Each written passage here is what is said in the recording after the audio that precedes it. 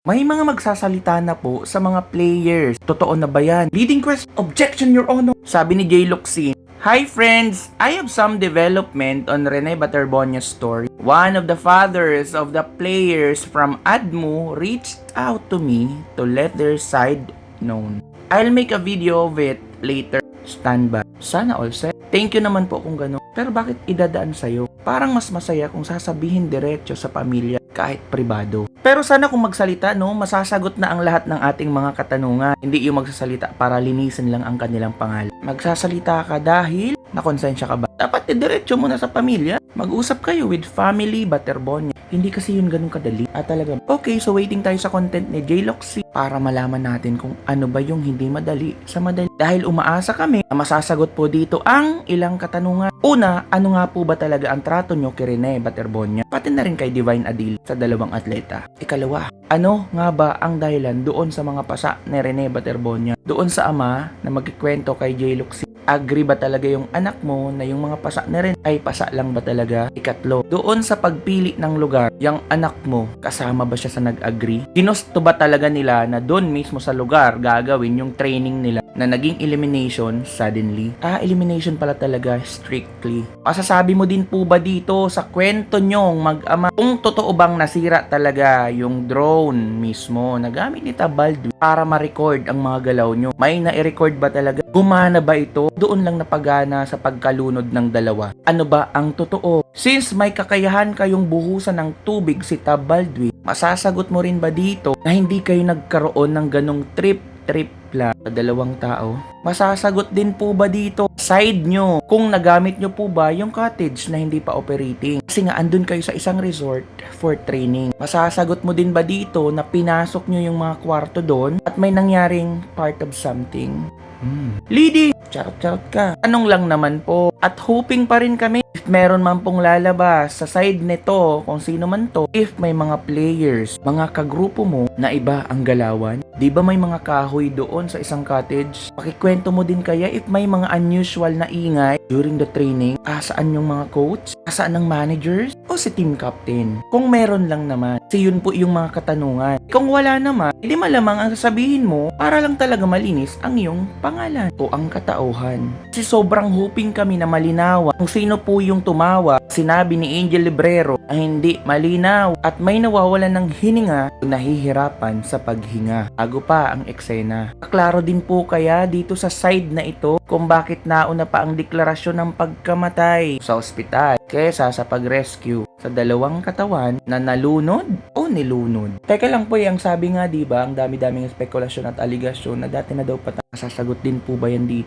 The council is testifying. Ang testifying ba? Wala tayo sa hearing. Bida-bida. Ay, may bida-bida. Lalaman kaya sa kwentong ito, sa side mo, ang katotohanan ng training. Narinig mo din kaya na sumigaw si Rene ng tulong? Totoo ba ang sinabi ni Ian Espinosa? Humanap siya ng buwelo. Sasagot din kaya sa side na ito? Talaga bang wala kayong telepono? Wala ba talagang nakagamit ng cellphone kahit isa sa team player, team managers, team coaches? May nakapag-video ba sa kanila? Side mo po, sir, mabibigyang linaw kaya kung sino yung bumulong kay Angel Librero? Andun ka kaya sa eksena na pinatigil niya yung CPR at nakita ang reaksyon ng dalawang tao? Sino pong dalawang tao? Sir Jeric at Angel Librero. Masasabi mo kaya sa amin kung ano ang itsura ng dalawang tao? Yung pagkalabit para mapatigil ang nagsi-CPR at yung reaksyon ng nagsi-CPR nang marinig niya na dapat itigil ang pag-CPR. Tanong lang naman po kung andun ka sa eksenang iyon. Sasagot din po kaya dito sa side mong to kung bakit ni isa sa inyo walang nag-attempt na sumama sa hospital? Kung meron man, sino? Hanggang saan ang pagsama? Didetalye ba kung ano yung mga nakita, narinig?